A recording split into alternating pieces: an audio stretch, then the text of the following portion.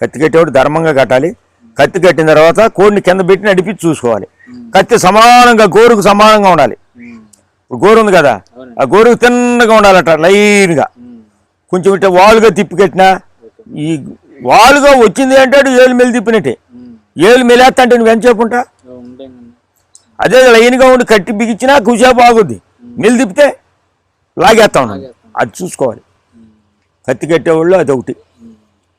ఇంకా ఇప్పుడు పందెం ఫైటింగ్ జరుగుతున్నప్పుడు టైంకి తీగిపోయినా కూడా ఫైటింగ్ జరుగుతున్నప్పుడు మధ్యలో ఎత్తుతారు కదండి. మధ్యలో ఎత్తడం అంటే కత్తి తిరిగినా, కత్తి ఊడిపోయినా, కత్తి పక్క గట్ట తిరిగిపోద్ది లూజ్ అయ్యి, అప్పుడు ఎత్తుకోవచ్చు. స్పాట్లో ఎత్తాలా? స్పాట్లో ఎత్తుకోవాలి. లేకపోతే తంతి చచ్చిపోద్ది, తనింత తగలదుగా కత్తి. అది కూడా ఆయన చేతిలోనే ఉంది. అది చూసేవాళ్ళు మధ్యవర్తి చేతిలో ఉన్నది. మధ్యవర్తి ఉంటాడు. అరే కోళ్ళు ఎత్తుకోరా అనగానే ఇటు ఎత్తేయాలి.